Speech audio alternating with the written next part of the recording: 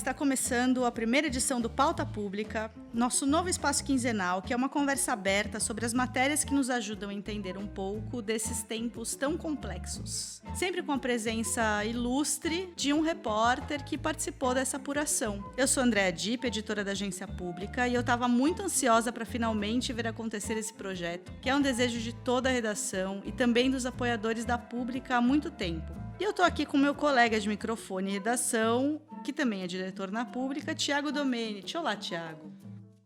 Tudo bem, Dips? Olá, prazer estar aqui com vocês. Finalmente aconteceu, saiu o nosso podcast. No meio do caminho tinha uma pandemia, ainda tem uma pandemia, mas a gente vai superar essa barreira. A gente chegou a lançar, o podcast A Vida nos Tempos do Corona, apresentado pelo nosso produtor, o Ricardo Terto, mas a gente ainda estava na expectativa de lançar o nosso programa quinzenal, que agora está aqui no ar para todos vocês, graças ao apoio dos nossos aliados, que agora vão ter que nos aturar quinzenalmente nos tocadores de podcast. Em seus ouvidinhos. Exatamente. Bom, e nesse programa de estreia, a gente vai falar sobre a parceria do FBI com a Operação Lava Jato, e a nossa convidada é a jornalista Natália Viana, que vem apurando esse caso há muito tempo. Tudo bem, Natália? É um prazer ter você aqui conosco no podcast. Tudo bem, Ti. Saudade de você e da Dipp. Muito bom ver vocês de novo depois de 6 meses de quarentena. Bom, vamos lá, então. No dia 1º de julho de 2020, a Pública lançou a matéria O FBI e a Lava Jato, que são diálogos vazados que mostram a proximidade entre Polícia Federal, procuradores e o FBI. É uma reportagem em parceria com o The Intercept Brasil e, além do repórter Rafael Neves, a apuração foi realizada pela nossa convidada de hoje, a editora Natália Viana, que já está com a gente aqui no estúdio para contar como foi a apuração de algo tão sensível e o que significa, afinal de contas, essa parceria entre a agência americana e a Operação Lava Jato. Essa matéria é parte de uma série que se aprofunda nos detalhes dessa influência internacional numa investigação brasileira. A Natália, para quem não conhece, é cofundadora da agência Pública, atua há mais de 20 anos no jornalismo e ganhou uma série de prêmios na carreira. Além disso, ela é do conselho da Fundação Gabriel Garcia Marques. A gente já publicou 5 reportagens da parceria da Pública com o Intercept sobre a Operação Lava Jato, na série que ficou conhecida pelo público como Vaza Jato. Foram 7 veículos de imprensa que analisaram as mensagens privadas trocadas entre procuradores da Força Tarefa, da Lava Jato e outros membros do Ministério Público Federal e da Justiça, como, por exemplo, o ex-ministro Sérgio Moro, que foram vazadas para o The Intercept Brasil. Bom, Natália, para começar, você poderia contar um pouco para a gente como foi essa parceria, como tudo começou, como foi lidar com essa base de dados? Um pouquinho aí desses bastidores, desse início. Pois não, Dipp. Primeira coisa que eu queria dizer é que a reportagem sobre o FBI, a relação do FBI com a Lava Jato, foi a 100ª reportagem da série Vaza Jato. O pessoal do Intercept, os jornalistas do Intercept, a gente conhece há algum tempo, porque eles também são um site de jornalismo independente, que nasceu há 5 anos, nasceu depois da Pública, então a gente já se conhece.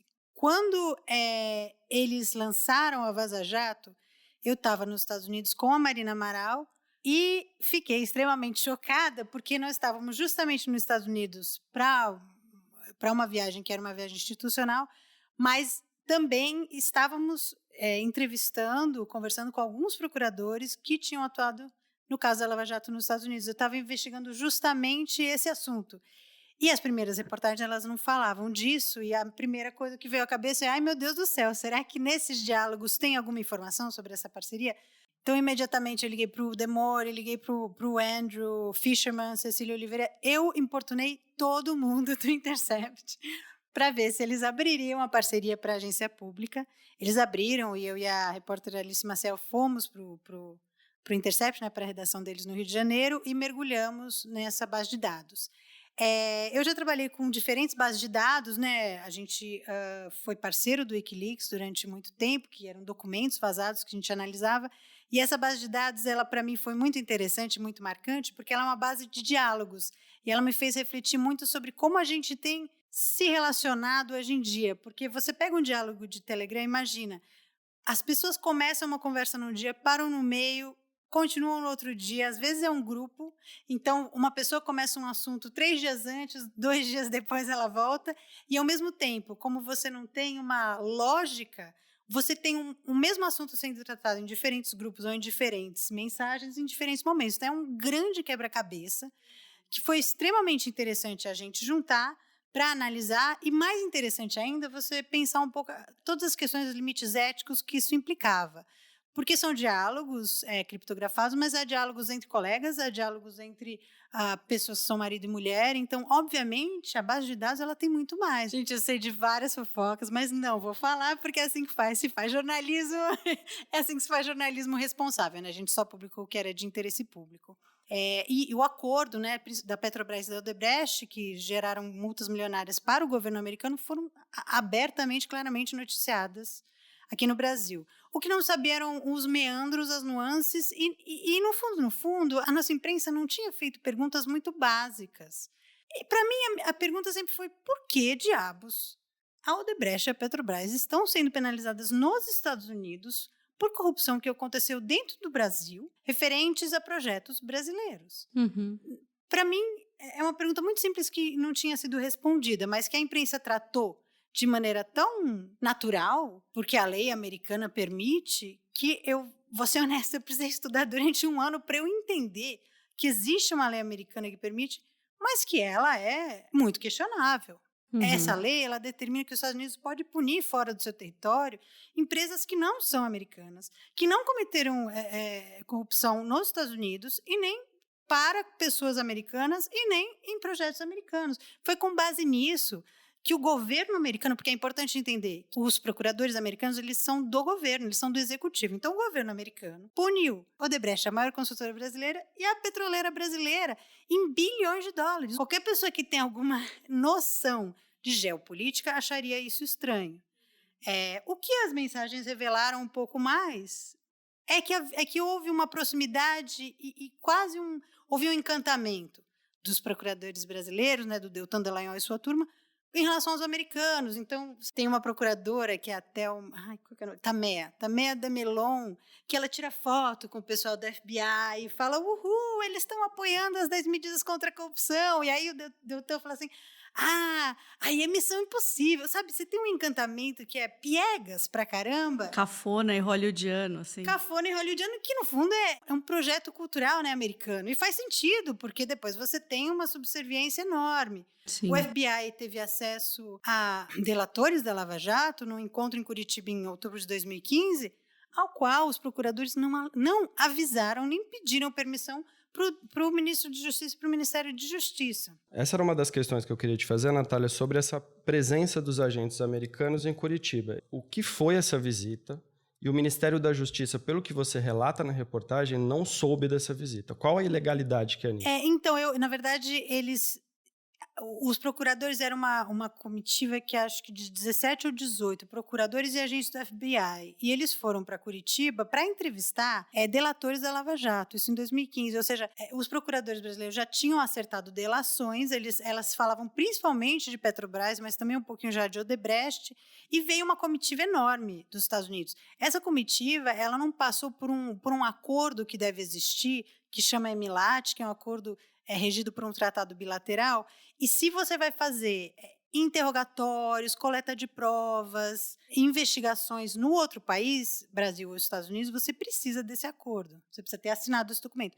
Isso não foi assinado. Eles foram para Curitiba e apareceram lá. E aí eu entrevistei o José Eduardo Cardoso, que na época era o ministro da Justiça. Ele falou que ele foi alertado pela PF. A PF ligou para ele e falou: olha, tem um monte de americano aqui na Procuradoria.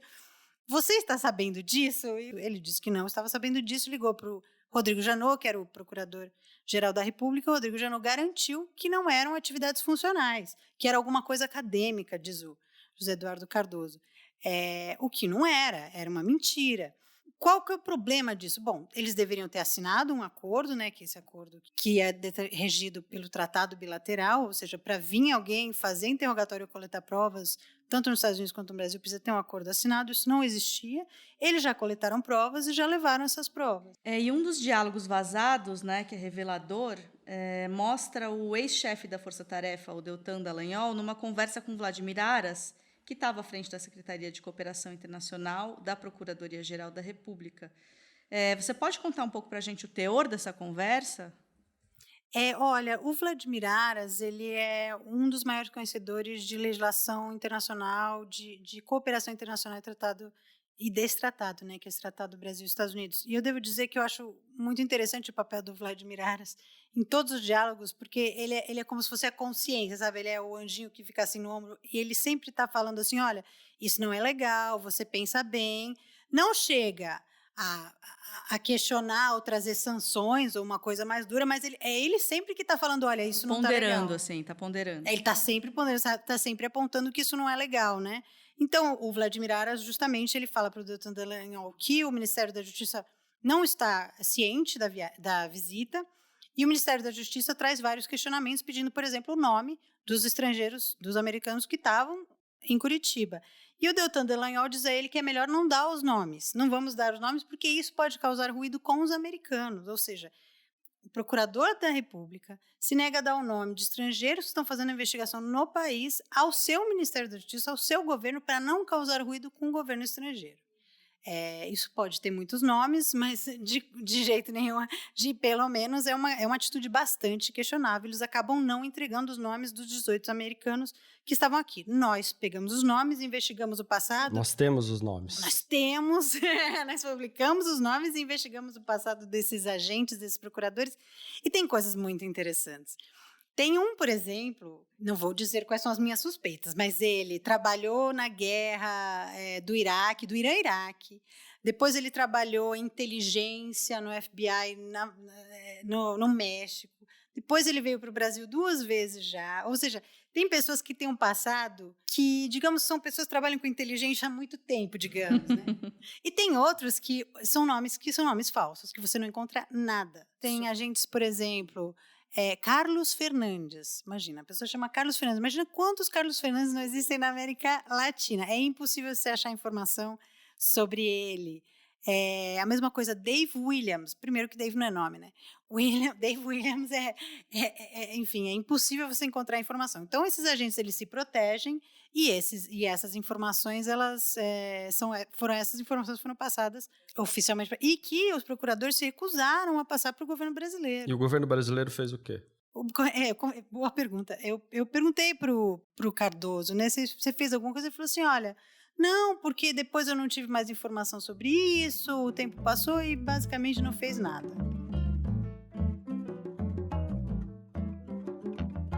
E, Natália, por que os procuradores se encantaram tanto pelos americanos nesse processo? Olha, você tem essa questão, né, cultural, ou seja, eles veem os americanos como superiores, mas também houve uma questão que é extremamente polêmica, que é o acordo da multa com a Petrobras. O governo americano assinou um acordo com a Petrobras de uma multa bilionária e, dentre as negociações com os procuradores brasileiros, permitiu que 2,5 bilhões de reais desta multa viessem para o Brasil. E o que a Procuradoria de Curitiba, a Lava Jato, fez?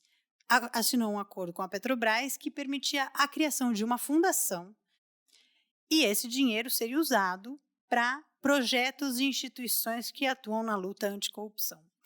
Acompanhando esse caso, eu vi que houve uma explosão enorme de congressos, projetos anticorrupção, instalação de regras anticorrupção em empresas, ou seja, criou-se um mercado. E dentro desse mercado, o senhor Deltan Dallagnol estava negociando com um colega dele fundar uma empresa que serviria para vender palestras. O Deltan Dallagnol e o Moro já estavam vendendo palestra há muito tempo.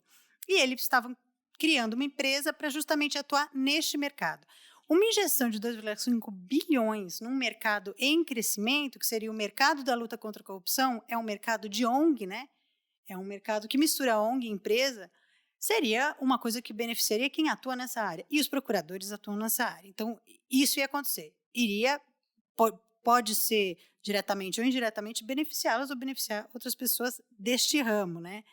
E o pior, essa fundação, segundo o contrato, teria um assento do Ministério Público no conselho da fundação e o Ministério Público ajudaria a montar a fundação dizendo quem que seria do conselho para mandar no dinheiro. Então, assim, havia dinheiro. Não estou dizendo que os procuradores queriam necessariamente botar a mão no dinheiro, mas haveria uma ampliação do campo em que eles atuam, uma ampliação de influência. E uma ampliação de respeitabilidade de futuras possibilidades. Entendeu? E há um desvirtuamento do papel do Ministério Público. Exatamente, né? O que disse o STF para suspender a fundação. Não cabe ao Ministério Público gerir os fundos. Então, assim, isso aconteceu. Havia um interesse, podia não ser financeiro, mas era um interesse reputacional, né? Você pode ser recompensado de várias maneiras, né? Então, Natália, a gente vai começando a se encaminhar para o fim da nossa entrevista, então eu vou fazer uma pergunta que não tem exatamente a ver com o que você está falando nesse momento, mas que eu acho muito interessante, que um pouquinho antes da gente gravar, né, você estava falando que teve um dos advogados que trabalharam para o Departamento de Justiça americano, em parceria com a Lava Jato, que disse que as perguntas que você estava fazendo para ele eram muito bobas e que ele não tinha tempo para gastar com isso. E aí você falava justamente que isso ficou marcado para você. Queria que você comentasse, porque eu achei muito interessante. Olha, isso ficou marcado para mim justamente porque aconteceu exatamente nos mesmos dias em que o Intercept começou a publicar os arquivos. Eu falei, nossa, eu devo ser uma péssima jornalista, né? Não estou entendendo nada, ainda estou fazendo perguntas burras. E não estou chegando a lugar nenhum, e o Intercept está com todas as informações, né? Mas, obviamente, não eram perguntas bobas, porque aquilo que eu falei no começo da nossa conversa, as perguntas mais simples são as mais difíceis de responder, né? E ele ficou nervoso, encerrou a entrevista, inclusive, mas a minha pergunta era aquilo, era simples. Por que o governo americano está penalizando empresas brasileiras por corrupção que aconteceu entre brasileiros por conta de contratos brasileiros, né? E é isso, eu acho que o jornalismo, você tem que tentar responder as perguntas mais simples. Por que uma pessoa fez alguma coisa? O que a levou a isso? E qual foi a consequência do ato? Então, toda essa série, ela fala disso, ela mostra esse movimento de sedução entre o FBI e os procuradores americanos que tiveram consequências enormes. Não estou nem falando para a nossa democracia, mas para empresas que eram relevantes no país, né? Então, acho que vale fazer uma última questão, Natália, que tem a ver com o outro lado, né? O bom jornalismo diz, busque o outro lado, pegue, né, a versão do acusado. O que o FBI respondeu para você? O que a Embaixada Americana respondeu para você? Olha, na verdade, essa série, ela começou no final do ano passado, não, ela começou no começo desse ano, e eu procurei eles algumas vezes, nas primeiras reportagens eles não responderam, mas o chefe do FBI no Brasil, ele me respondeu imediatamente, repassou para o pessoal de imprensa dele, foram muito solícitos. Da última vez que eles, de fato, mandaram uma resposta, recebi, inclusive, um elogio, viu? A assessoria de imprensa do FBI, a assessoria de imprensa da Embaixada Americana falou que bom ter jornalismo investigativo de qualidade no Brasil. É muito bom saber de um projeto assim. Nos elogiaram, falei muito obrigada. E, obviamente, não responderam as perguntas, né? como bons safos. Alisaram. Mas escorregaram. Exatamente, escorregaram. Falaram, nós sempre auxiliamos investigações, mas eles não podem nem legalmente admitir que fazem investigações no Brasil, mas eles fazem, né? Isso é público e notório, só que isso foi denunciado pelo Bob Fernandes na década de 2000, né, no começo dos anos 2000. Levou um chega para lá da PF no começo do governo Lula, e agora voltaram a se aproximar com o governo via Moro, né? A gente fez uma reportagem também que mostra como o Moro se aproximou de novo do FBI, inclusive chamando eles para um centro de inteligência na Tríplice Fronteira, etc., né? Então, eles voltaram a se aproximar. Eu acho que eles estão muito felizes aqui, eles são muito cordiais, e eu, inclusive, sigo o chefe do FBI no Brasil no Twitter. Ele é uma pessoa muito simpática, tem fotos dele ali, ele de vez em quando critica o Trump, e o Twitter dele é fechado, ele sabe que eu sigo ele, né? Porque ele deixou eu segui-lo. Então, enfim... Está se criando uma amizade. Não está se criando uma amizade, mas eles sabem que temos um jornalismo sério, e responderam como respondem. Muitas pessoas são acusadas de malversações, né? De maneira escorregadia, como bem definiu a DIP. Natália, muito obrigada pela conversa. Foi ótimo ter você aqui inaugurando o nosso podcast. Tem mais alguma coisa que você queira comentar? Mais algum caso que você queira contar sobre essa investigação? Alguma coisa que você acha que a gente deixou de fora? Eu acho que tem uma coisa que é muito interessante também, que tem uma outra reportagem, que na verdade quem fez foi a Alice Maciel, que mostra que o Deltan, ele se via como um missionário, ele tem um PowerPoint que parece assim, é tipo um coach em Cristo, e aí ele cita assim, momentos cruciais da Lava Jato em que houve a mão de Deus, e aí ele cita delatores que resolveram falar do nada, acesso a documentos inesperados, sabe? Ele de fato, ele se vê, ele intervenção divina, houve intervenção divina na Lava Jato, é isso? O Dallagnol é uma pessoa muito religiosa, e ele se via como emissário de Deus, e eles viam o Moro como emissário de Deus. E precisou-se de um PowerPoint para isso. Não, ele fazia essas palestras querendo convencer os outros a apoiar a Lava Jato porque eles estavam numa missão. O Deltan saiu, finalmente, da frente da Lava Jato essa semana. O Moro, enfim, foi para o governo Bolsonaro, decaiu, tudo história do passado. Mas o que eu acho interessante é que essa mistura de visão religiosa com um Estado laico dá problema. Dá problema. Então, eles acabaram se perdendo, eles se perderam com certeza. Eu não sei qual que é. Eu já disse, é possível que tenha sido por ganância, é possível que tenha sido por interesse, é possível que tenha sido porque a pessoa acredita que tem a mão de Deus. Acredita numa missão divina, né? Acredita que é representante de uma missão divina na Terra. E que, por isso, pode romper regras. Isso fica bem claro, né, ao longo de todas as reportagens, né? Essa relação de romper o limite do permitido ali, né? O que o Deltan podia, até o limite que o Deltan podia ir, você vê nos diálogos que ele ultrapassa sempre, e sempre com essa lógica de que tudo bem, é permitido porque é por um bem maior, né? O tal dos fins justificam os meios. Ou então, como dizia o pastor Caio Fábio, minha filha, em nome de Deus, a canalice é santificada. Muito bom, muito impactante, adorei. Obrigada, gente. E agora chegou a hora da gente dar o nosso primeiro giro pela redação da Pública, que na verdade está funcionando por enquanto de forma remota, né? Cada um da sua casa. Mas a gente vai tentar, no meio dessa correria, né, dar um jeito de deixar vocês mais perto do trabalho dos nossos repórteres. Vamos lá? Olá, pessoal. O meu nome é Thais Lavô e ao lado do Bruno e do Pedro, a gente está escrevendo uma série sobre as intoxicações por agrotóxicos agrícolas nos últimos 10 anos no Brasil. Já saíram 2 matérias, uma nesta segunda-feira, com o nome Empresas escondem intoxicações de trabalhadores rurais por agrotóxicos, e a primeira, que foi no dia 4 de setembro, agrotóxicos paraquat e glifosato mataram 214 brasileiros na última década. A gente queria saber o perfil dessas pessoas, quem é que está sendo contaminado, onde isso ocorre e quais as principais substâncias. Então, por meio da Lei de Acesso à Informação, a gente solicitou essa série histórica, né, que vai de 2010 a 2019. Há 3 meses ou mais a gente vem trabalhando nessa base, fazendo cruzamento com outros datasets, como o Censo Agro, a base de monografias do Ministério da Agricultura, Pecuária e Meio Ambiente, Anvisa e IBAMA, por exemplo. Mas a gente esbarrou num grande desafio, que foi em relação à falta de padronização para encontrar o nome das substâncias causadoras dessas intoxicações, porque afinal a ficha do Sinan, ela tem 71 campos de preenchimento, que tudo isso é feito à mão. Então a gente tinha, assim, por exemplo, campos de princípios ativos que estavam nulos ou preenchidos com caracteres que não dava pra gente ler de jeito nenhum. O que é que foi que aconteceu? A gente colaborou isso no universo de mais de 40 mil registros. Então a gente teve a santa colaboração do Laboratório de Pesquisa Árida, que desenvolve pesquisas avançadas em banco de dados, lá do Departamento de Computação da Universidade Federal do Ceará, que com a ajuda deles a gente conseguiu mapear essas substâncias.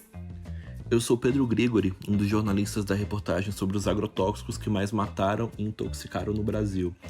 Essa foi uma reportagem bastante importante porque pela primeira vez a gente consegue listar quais ingredientes ativos mais causam intoxicações, né? E os líderes dessa lista foram justamente o glifosato e o paraquat. O glifosato, ele é o agrotóxico mais vendido no Brasil e no mundo e também um dos mais polêmicos. No ano passado, a Anvisa finalizou um longo processo de reavaliação desse produto em que ela entendeu que ele não se enquadrava em critérios proibitivos, ou seja, ela decidiu manter esse produto no mercado brasileiro. No ano passado também a própria Anvisa diminuiu a classe toxicológica do glifosato, tirou ele da classe dos altamente, extremamente tóxicos, especialmente por ele não trazer riscos agudos para a saúde de quem tivesse contato com eles. Enquanto a gente tem esses dados do Ministério da Saúde que mostram exatamente o contrário, né? Nós tivemos 2.430 pessoas intoxicadas por glifosato e dessas 76 acabaram morrendo. E a nossa reportagem saiu na reta final do processo de banimento do paraquat, que apareceu na nossa lista entre os que mais mataram também. E esse é um produto extremamente letal, né? Os dados mostraram que 1 a cada 4 pessoas intoxicadas pelo paraquat acabaram morrendo. A Anvisa tinha decidido já em 2017 banir o paraquat, deu esse prazo de setembro de 2020, mas a gente teve a formação de uma verdadeira força-tarefa do paraquat, formado por empresas, por associações do agronegócio, tentando adiar esse banimento. No dia 15 de setembro, a Anvisa decidiu manter essa data e decidiu banir o paraquat do Brasil a partir de 22 de setembro de 2020. Olá, ouvintes do podcast. Meu nome é Bruno Fonseca, eu sou repórter e editor na Pública e vou contar agora, junto às minhas colegas Rafaela Ribeiro e Bianca Muniz, de uma reportagem que nós fizemos e que mostrou, com dados e histórias, que os incêndios no Pantanal já tomam quase metade das terras indígenas que ficam na região. Essa reportagem começou diferente, ela começou do alto, mais precisamente de imagens de satélites. Para tentar entender a dimensão das queimadas no Pantanal, nós baixamos os dados do Instituto Nacional de Pesquisas Espaciais, o INPE, que mostra os focos de incêndio na região. Os dados mostraram, de 11 terras indígenas que ficam no Pantanal, 5 tinham focos de incêndio. E algumas estavam totalmente tomadas pelo fogo. Era esse o caso da terra indígena Guató, que fica no Mato Grosso, no município de Barão de Melgaço. Nós conversamos com indígenas que vivem nessa terra e que nos contaram que o fogo destruiu roças, casas, matou animais. A reportagem também descobriu que o território dos Guató é um exemplo de como os focos de incêndio podem surgir em propriedades privadas para só depois atingir as terras indígenas e unidades de conservação. Olá, eu sou a Rafaela. E os indígenas, além de serem os mais afetados pelos incêndios, também são a linha de frente no combate ao fogo. Hoje, eles integram a maioria das brigadas Preve-Fogo existentes no Pantanal. O Preve-Fogo é um centro do IBAMA de prevenção e combate aos incêndios florestais. Para entender melhor esse contexto, nós conversamos com Eliane Baicari, da Federação dos Indígenas do Mato Grosso, e com o servidor do Preve-Fogo, do Mato Grosso do Sul, responsável pelas brigadas no estado. Ambos apontaram os desafios impostos pelo corte de verbas e a pandemia e como é que isso impactou no combate aos incêndios esse ano. Outro ponto é que, apesar da importância das brigadas, o governo só foi contratar brigadistas no início de julho, quando a previsão era início de junho. Oi, eu sou a Bianca e nessa reportagem também analisamos a quantidade de multas aplicadas pelo IBAMA no Pantanal. A gente já tinha visto em outra apuração que as multas na Amazônia diminuíram no mesmo período em que o desmatamento aumentou na região. Então, nessa última reportagem, fizemos uma avaliação parecida, só que agora com as cidades que fazem parte do Pantanal. Olhando para a quantidade de multas por ano, vimos uma queda na aplicação delas durante o governo Bolsonaro, em relação aos anos anteriores, principalmente das multas relacionadas à flora, onde entra infrações como as queimadas ilegais e o desmatamento. De acordo com o brigadista do IBAMA, essa impunidade acaba fazendo com que as pessoas se sintam mais livres para realizarem queimadas. Isso, somado ao desmonte dos órgãos de fiscalização ambiental e a postura do governo diante da pauta meio ambiente, acaba incentivando queimadas criminosas. Oi pessoal, aqui quem fala é a Ruth Pina, eu sou repórter da Pública. Na semana passada a gente publicou uma entrevista com o Francisco Menezes, ele é economista e analisou os dados do IBGE sobre segurança alimentar dos brasileiros. O que é interessante nessa conversa é que o Francisco já havia falado com a gente em 2018, há 2 anos, justamente para fazer um alerta, que o aumento da extrema pobreza no Brasil naquele momento poderia colocar a gente de volta ao mapa da fome da ONU, que o país saiu lá em 2014. Inclusive, a Pública, nos anos seguintes, fez um especial com ótimas reportagens que contam diversos aspectos da fome e que eu recomendo muito vocês lerem. Pois bem, os dados do IBGE saíram com atraso, mas confirmam o que ele falou pra gente lá em 2018. São 10 milhões e 300 mil domicílios em situação de insegurança alimentar grave no Brasil. Eu conversei com Francisco Menezes na semana passada e ele falou do efeito do auxílio emergencial neste cenário e como uma nova prorrogação do benefício é essencial para o país conter o avanço da fome. Tudo leva a crer que nós vamos entrar um mês de janeiro, fevereiro, se não houver uma nova prorrogação, numa situação de bastante penúria. Ele também falou sobre a alta do preço dos alimentos, como arroz, e impossíveis saídas para o problema, como encarar de vez a discussão da reforma tributária com taxação para os mais ricos e a proposta de renda básica universal. A íntegra da conversa está no nosso site, é só acessar lá. Um abraço. É isso aí, muita coisa rolando na redação da Pública. E agora a gente vai para o quadro, que ainda não tem nome, que é o Dica Cultural, é o nome provisório. Então você, ouvinte, escreva para podcasts@apublica.org com a sua sugestão. Não é isso, Andréa Dipp? Sim, por favor, nos ajudem, que Dicas Culturais é um nome muito batido, a gente precisa da criatividade de vocês. Então, Natália, qual é a sua dica cultural para os nossos ouvintes? Bom, como eu sou uma pessoa que é prolixa, né? Se você lê a Pública, você me conhece, eu vou trazer duas, pode ser?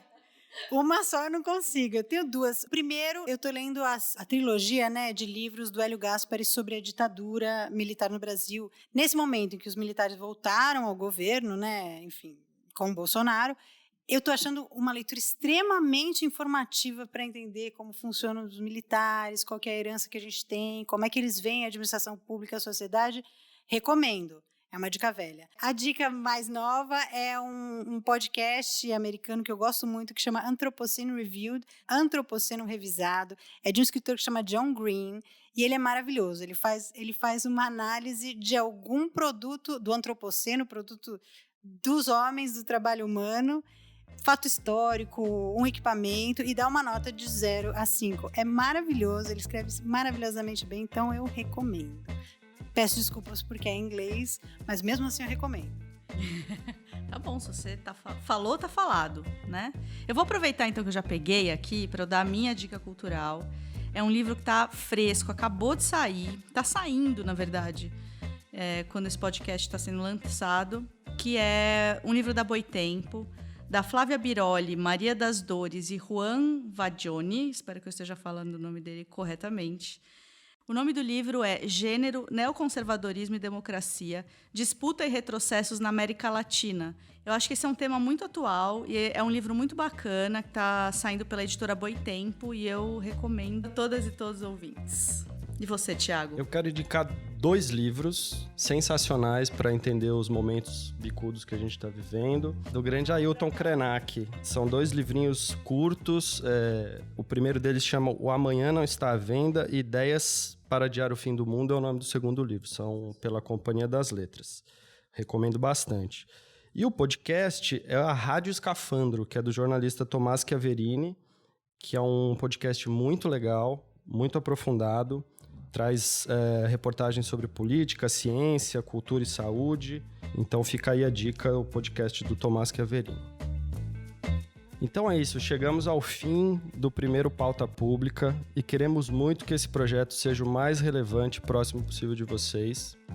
Mande seu comentário nas redes da Pública e no e-mail podcasts@publica.org, que a gente vai selecionar alguns para ler no próximo episódio.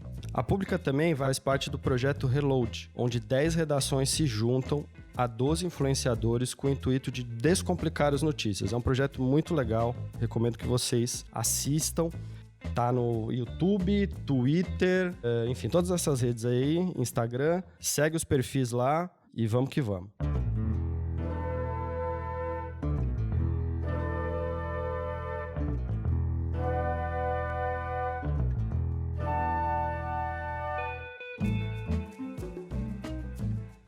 E o Pauta Pública só existe por causa do apoio dos nossos aliados. Se você ajuda a Pública a existir, nosso muito obrigado e saiba que tem muita coisa legal vindo por aí. Mas se você ainda não é aliado ou aliada, acesse aliados.apublica.org e veja como ajudar o nosso trabalho. E outra forma de apoiar o podcast é seguindo, curtindo nos tocadores, divulgando entre as pessoas que você conhece e mandando sugestões pra gente no podcasts@apublica.org. Isso faz toda a diferença pra gente. Daqui a 15 dias a gente se encontra para se aprofundar nas reportagens investigativas que ajudam a explicar o Brasil. Um abraço e até lá! Até mais, obrigada, Andréa Dipp e Thiago Domenici. Até mais, pessoal!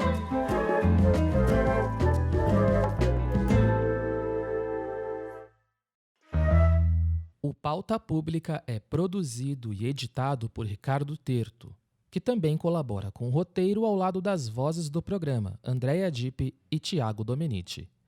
As artes foram feitas por Larissa Fernandes e Bruno Fonseca, e a trilha tema do podcast é de Pedro Vituri.